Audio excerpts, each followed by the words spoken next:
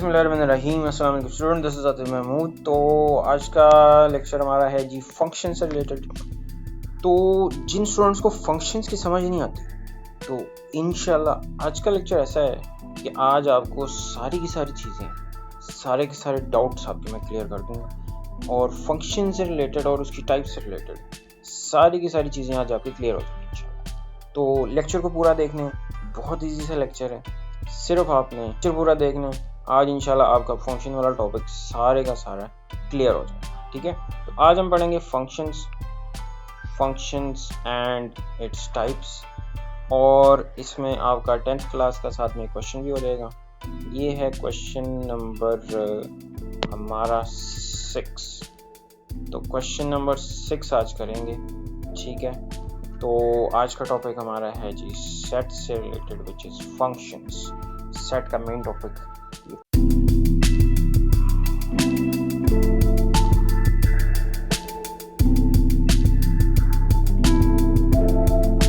Functions. Function का concept आज सबसे पहले पढ़ते हैं। फंक्शन को हम मैपिंग भी बोलते हैं, फंक्शन का दूसरा नाम मैपिंग भी है, ठीक है। तो सबसे पहले हम इसको डिफाइन करते हैं जी। फंक्शन की डेफिनेशन क्या है? फंक्शन की डेफिनेशन ये है, suppose A and B are two non empty sets. हमारे पास दो नॉन एम्प्टी सेट्स हों, देन रिलेशन मतलब बाइनरी रिलेशन एक एफ सेट ए से सेट बी पर हो, इस बाइनरी रिलेशन को हम फंक्शन कहेंगे अगर ये दो कंडीशन सेटिस्फाई करते हैं। वो दो कंडीशंस कौन सी है? पहली कंडीशन है कि उस बाइनरी रिलेशन की डोमेन जो है वो सेट ए के बराबर होनी चाहिए, और दूसरी कंडीशन क्या है? Every element of set A appears in one and only one ordered pair in the binary relation F। तो ये अगर कोई बाइनरी रिलेशन F ये दो कंडीशन सेटिस्फाई कर जाए तो हम उसको क्या कहेंगे? हम उसको एक फंक्शन कहेंगे, ठीक है। अब इसमें पहली कंडीशन की तो आपको समझ आ गई होगी कि आपने बाइनरी रिलेशन की डोमेन निकालनी है और वो पूरे के पूरे सेट ए के बराबर होनी चाहिए। अब दूसरी कंडीशन देखो, x appears in only one and only one ordered pair। मतलब क्या है कि फर्स्ट एलिमेंट में रेपिटेशन नहीं होनी चाहिए, ठीक है। किसमें? फर्स्ट एलिमेंट्स में रेपिटेशन नहीं होनी चाहिए, मतलब फर्स्ट एलिमेंट रिपीट नहीं होना चाहिए। तो ये आपकी है सेकंड कंडीशन। इसको हम एक एग्जांपल से समझते हैं। जैसे देखें, ये मैंने एक बाइनरी रिलेशन लिया है सेट ए से सेट बी पर, ठीक है। ये मेरा एक बाइनरी रिलेशन है। क्या इसके हैं जी? 0 का 1 के साथ है ऑर्डर पेयर, 1 का 2 के साथ है, 2 का 3 के साथ है, और 3 का 4 के साथ है। ये हमारा बाइनरी रिलेशन है। अब मैं देखता हूँ कि क्या ये बाइनरी रिलेशन ये वाला एक फंक्शन है या नहीं, ठीक है। चले अब मैं करता हूँ पहली कंडीशन चेक करते हैं। देखो जी, इस फंक्शन इस बाइनरी रिलेशन की डोमेन देखो क्या है, 0 1 2 3। डोमेन का आपको पता है कि फर्स्ट एलिमेंट का जो सेट होता है उसको हम बोलते हैं डोमेन। तो देखो इसकी डोमेन क्या आ रही है, 0 1 2 3, और हमारा सेट भी क्या है, वो भी 0 1 2 3 है। तो देखो पहली कंडीशन सेटिस्फाई होगी कि डोमेन जो है इसकी सेट ए के बराबर है। अब हम देखते हैं कि क्या x का हर एलिमेंट, a का हर एलिमेंट सिर्फ और सिर्फ a की b के एलिमेंट के साथ कॉरेस्पॉन्डेंस बना रहा है। मतलब क्या है, देखो फर्स्ट एलिमेंट में रेपिटेशन तो नहीं आ रही, कोई एलिमेंट रिपीट तो नहीं आ रहा। 0 1 2 3 मतलब 0 रिपीट नहीं हो रहा, 1 रिपीट नहीं हो रहा, 2 एक दफ़ा या 3 एक दफ़ा या। तो इसका मतलब क्या है कि फर्स्ट एलिमेंट में रेपिटेशन नहीं है, so there is no repetition. तो इसका मतलब ये जो बाइनरी रिलेशन है ये दोनों कंडीशन को सेटिस्फाई कर रहा है। इसका मतलब f जो मैंने ये फंक्शन, ये बाइनरी रिलेशन लिया है, ये एक फंक्शन है सेट ए से सेट बी पे। तो इस तरह हम इसको डिफाइन करते हैं फंक्शन को। तो ये तो होगी फंक्शन की डेफिनेशन। अब देखते हैं फंक्शन में कब फंक्शन नहीं होगा, बाइनरी रिलेशन कब फंक्शन नहीं होगा। अब देखो ये दो आपके पास केसेस नजर आ रहे हैं, केस नंबर 1 है ये केस नंबर 2 है। अब देखते हैं ये दोनों फंक्शंस हैं या नहीं है, और अगर फंक्शन नहीं है तो क्यों नहीं है। तो देखो ये एक मैंने फिगर बनाई हुई, इसमें देखो आपके पास ये सेट ए है, ये सेट बी है। तो देखो इसका ऑर्डर पेयर बनता है A1 A2 B3 C4 और D4। अब देखते हैं क्या ये बाइनरी रिलेशन फंक्शन है या नहीं। देखो डोमेन आप देखो A B C D, domain तो आ गई किसके इक्वल, ए के इक्वल। अब देखो क्या रिपीटेशन आ रही है, ए लो जनाब ए रिपीट हो गया, इसका मतलब फर्स्ट एलिमेंट में रेपिटेशन आ रही है। एक एलिमेंट ए का दो के साथ कॉरेस्पॉन्डेंस बना रहा है, इसका मतलब it is not a function. तो ये फंक्शन नहीं है। समझ आ गई बात कि एक एलिमेंट सिर्फ बी के एक एलिमेंट के साथ होना चाहिए ए का, तो पहले एलिमेंट में रेपिटेशन नहीं होनी चाहिए। अब आ जाओ दूसरे केस पे। दूसरे केस में देखो A2 B4 C, तो दूसरा देखो A2 B4 और C6।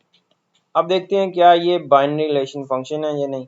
डोमेन निकालो A B C, लेकिन सेट ए क्या है, सेट ए है A B C D, तो इसका मतलब डोमेन जो है वो इक्वल नहीं आ रही ए के, क्योंकि एक एलिमेंट तो वैसे का वैसे ही रह गया, ये किसी के साथ कॉरेस्पॉन्डेंस नहीं बना रहा, तो ये भी क्या है, ये भी फंक्शन है। समझ आ गई बात। जब एक एलिमेंट दो के साथ आ जाए या ए का कोई एलिमेंट मिस हो जाए, कोई किसी के साथ कॉरेस्पॉन्डेंस ना बनाए, तो ये है जी डेफिनेशन फंक्शन की। आई होप समझ आ गई होगी। तो अब चलते हैं फंक्शंस की टाइप्स के ऊपर। अब फंक्शन की टाइप्स पे आ जाते हैं। फर्स्ट टाइप का फंक्शन होता है इनटू फंक्शन। इनटू फंक्शन क्या डिफाइन करते हैं, a function f from set a to b is called an into function if at least one element in set b is not an image of set a। मतलब क्या है कि जो range है ना आपकी फंक्शन की, वो b के बराबर नहीं होनी चाहिए। ठीक है। अब यहाँ पे एक कॉन्सेप्ट मैं आपको क्लियर कर दूं, डोमेन क्या होती है। डोमेन आपको पता है, पहला सेट जो ए होता है इसके एलिमेंट होते हैं डोमेन। ठीक है। एक्स जो होता है ये हमारा फंक्शन की डोमेन होती है। अब इसके साथ आती है कोडोमेन। अब कोडोमेन जो होती है ना, ये पूरे का पूरा सेट बी होता है। अब डोमेन, कोडोमेन और रेंज में क्या फर्क होता है, और रेंज वो एलिमेंट्स होते हैं बी के जो ए के एलिमेंट के साथ कॉरेस्पॉन्डेंस बना रहे हो, वो एलिमेंट्स का सेट रेंज होता है। और ये आपने अब बात समझ लेनी, कोड में पूरे का पूरा सेट बी होता है, लेकिन रेंज में फर्क क्या होता है, रेंज में बी के सारे एलिमेंट्स किसी के साथ कॉरेस्पॉन्डेंस नहीं बनाएंगे। मतलब वो एलिमेंट्स जो बी के कॉरेस्पॉन्डेंस फॉर्म करेंगे वो होती है रेंज। बाज़ दफ़ा होता है कि कोई एलिमेंट बी का ऐसा नहीं होता कि जिसका कोई इमेज हो, बाज़ दफ़ा होता कोई एक दो एलिमेंट ऐसे होते हैं जिसका किसी का इमेज नहीं है। तो ये होती है कोड मेन और रेंज। अब रेंज आपको मालूम है कि बी के जो एलिमेंट्स ए के साथ कॉरेस्पॉन्डेंस बना रहे हैं वो हमारी रेंज होती है। तो अब ये एग्जांपल से इसको समझते हैं। देखो एक सेट है मेरे पास ए 0 1 2 3, एक सेट है बी 1 2 3। अब मैंने इसका एक बाइनरी रिलेशन ले लिया ए क्रॉस बी का। बाइनरी रिलेशन कैसे बनेगा, ए क्रॉस बी का ये सबसेट ले लिया मैंने। अब ये जो है ये फंक्शन इनटू है या नहीं, चलो मैं इसके लिए एक फिगर बनाता हूँ। ये मैंने एक सेट ए ले लिया हमारा, ये सेट मैंने ले लिया बी। तो सेट ए है जी 0 1 2 3 और सेट बी है 1 2 3। अब 0 का पेयर बन रहा है 1 के साथ, ठीक है, 1 का पेयर बन रहा है 2 के साथ, 2 का पेयर बन रहा है 1 के साथ, और 3 का पेयर बन रहा है 2 के साथ। अब जरा देखो, इसकी रेंज जरा निकालो। एक एलिमेंट ऐसा है बी का जो किसी एलिमेंट का इमेज नहीं है, मतलब बी में एक एलिमेंट ऐसा है जिसका कोई भी इमेज नहीं बन रहा इसका मतलब अगर मैं इसकी रेंज निकालता हूँ तो रेंज सेट बी के बराबर नहीं आ रही, तो इसका मतलब होगा ये कौन सा फंक्शन होगा, ये बेटा इनटू फंक्शन होगा। तो इनटू फंक्शन की समझ आ जानी चाहिए अब आपको। क्या है, जब रेंज बी के बराबर ना हो तो इसको बोलते हैं इनटू फंक्शन। ठीक है जी, तो इसका मतलब रेंज जो है वो इक्वल नहीं है, या समझ लो जैसे इसका प्रॉपर सबसेट होता है, ये होता है इनटू फंक्शन। अब आ जाए ऑन टू फंक्शन पे। ऑन टू फंक्शन क्या होता है, इसको ऑन टू फंक्शन या सब्जेक्टिव फंक्शन भी बोलते हैं। A function f from set A to B is called an onto function if every element of set B is an image of at least one element of set A, that is range of f is equal to B। मतलब अगर codomain और range equal हो जाए तो ये कौन सा function होता है, ये होता है आपका ऑन टू फंक्शन। या अब इसको एग्जांपल से समझते हैं। ये मेरे पास एक सेट है 0 1 2 3, तो मैं इसको आपको फिगर से समझाता हूँ।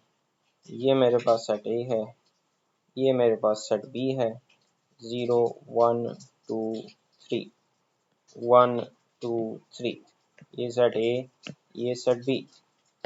अब देखो 0 का इमेज 1 है, 1 का इमेज 2 है, 2 का इमेज 3 है, 3 का इमेज 2 है।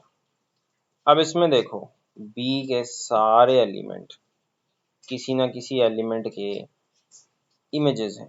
इसका मतलब अगर मैं इसकी रेंज निकालता हूँ तो रेंज सेट बी के बराबर है, तो इट मीन्स ये कौन सा फंक्शन है, ये बेटा ऑन टू फंक्शन। तो ऑन टू फंक्शन में याद रखना है रेंज जो है सेट बी के बराबर आ जाए, ऐसे फंक्शन को ऑन टू फंक्शन बोलते हैं। वन टू वन फंक्शन, अब वन टू वन फंक्शन क्या होता है, नाम से पता लग रहा है। A function map f from set A to B is called one-one function if all distinct elements of A have distinct images in B. That is, f of x1 is equal to f of x2 whenever x1 is equal to x2 और ये A के elements होंगे और x1 x2 equal नहीं होंगे। तो ये हमारे पास मैथमेटिकल फॉर्म में इसको इस तरह एक्सप्लेन करते हैं। अब इसको मैं आपको समझ नहीं आएगा, अब मैं इसको आपको डायग्राम से समझाता हूँ। जैसे देखो ये मेरे पास एक सेट ए है, इसमें एलिमेंट हैं 1 2 3, एक सेट बी है 5 6 7। देखो 1 का इमेज 5, 2 का इमेज 6, 3 का इमेज 7, तो मेरा बाइनरी रिलेशन बना 1 5 2 6 3 7। अब इसको मैं देखता हूँ कि ये फंक्शन 1 1 है कि नहीं। इसके लिए आपने बेटा सिर्फ इतना देखना है कि सेकंड एलिमेंट जो है ना, सेकंड एलिमेंट इसमें रेपिटेशन नहीं होनी चाहिए। जब सेकंड एलिमेंट भी रिपीट ना हो रहा हो, सिर्फ बी का एक ही एलिमेंट एक ही एलिमेंट के साथ कॉरेस्पॉन्डेंस फॉर्म कर रहा हो, तो इसका मतलब ये कौन सा फंक्शन है, ये 1 to 1 फंक्शन। समझ आ गई बात। तो इसकी एक छोटी सी एग्जांपल देता हूँ।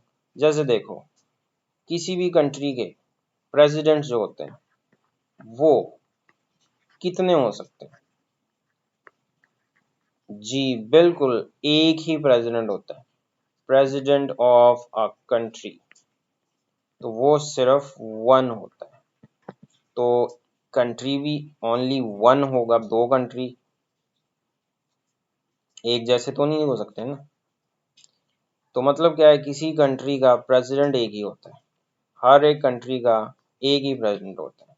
तो पाकिस्तान का जैसे एक ही प्रेसिडेंट होगा, अमेरिका का एक ही प्रेसिडेंट होगा, मुल्क भी एक है और प्रेसिडेंट भी एक है। तो ये जो रिलेशन होगा, ये कौन सा रिलेशन होगा, ये कौन सा फंक्शन होगा, ये 1 1 फंक्शन होगा। आई होप समझ आ गया होगा। चलें जी, अब चलते हैं बाकी सारे जो रह गए हैं हमारे। अब दो फंक्शंस और आ जाएंगे, वो अब हमें पता है कौन से हैं। पहला होता है bijective function. A function is called bijective function if and only if function F is one one, function one one भी हो और ऑन टू भी हो, तो ऐसे फंक्शन को हम बाइजेक्टिव फंक्शन बोलते हैं। जैसे कि ये एक एग्जांपल दी हुई है, एक सेट ए है, एक सेट बी है, तो फिगर से ज़्यादा आसानी से समझ सकते हैं। छोटी सी फिगर बनाते हैं, एक सेट ए है, एक सेट बी है, 0 1 2 3 1 2 3 4, ठीक है, 1 2 3। दूसरा सेट है 1 2 3 4, 0 का 1, 1 का 2, 2 का 3, 3 का 4। अब देखो ये एक फंक्शन है, ठीक है। अब ये फंक्शन क्या है, ये फंक्शन ऑन टू है, क्योंकि सारे एलिमेंट रेंज जो है वो बी के बराबर आ रही है, ठीक हो गया। उसके बाद ये फंक्शन वन वन भी है, बी में रेपिटेशन नहीं आ रही, तो इसका मतलब फंक्शन वन वन भी है और ऑन टू भी है, तो ये फंक्शन कौन सा हो जाएगा, बाइजेक्टिव। तो अगर फंक्शन वन वन हो और ऑन टू भी हो तो कौन सा होता है, बाइजेक्टिव फंक्शन, ठीक है। तो अब चलते हैं इंजेक्टिव फंक्शन के। अब फंक्शन इज कॉल्ड इंजेक्टिव, ठीक है, ये गलत लिखा गया है यहाँ पर। Function is called injective if and only if function is 1 1 and into, function is 1 1 and into, अगर function 1 1 भी हो और into भी हो तो कौन सा फंक्शन कहलाएगा, इंजेक्टिव फंक्शन कहलाएगा। कौन सा फंक्शन कहलाएगा, इंजेक्टिव। अब इस ये होता है इंजेक्टिव फंक्शन। अब देखो ये कुछ पॉइंट्स हैं, इंपॉर्टेंट पॉइंट्स हैं जी। Every function is a relation but converse may not be true. हर फंक्शन जो होता है ना वो बाइनरी रिलेशन होता है, हर फंक्शन एक बाइनरी रिलेशन होता है, लेकिन हर बाइनरी रिलेशन फंक्शन नहीं होता। हर फंक्शन बाइनरी रिलेशन होता है लेकिन इसका कन्वर्स ट्रू नहीं है। दूसरा पॉइंट क्या है, every function may not be one one, हर फंक्शन वन वन नहीं होता, ठीक हो गया। तीसरा point, every function may not be onto, और इसी तरह हर फंक्शन ऑन टू भी नहीं हो सकता। तो ये तीन पॉइंट्स याद रखने हैं। तो आई होप आपको ये पूरे का पूरा फंक्शन का टॉपिक समझ आ गया होगा।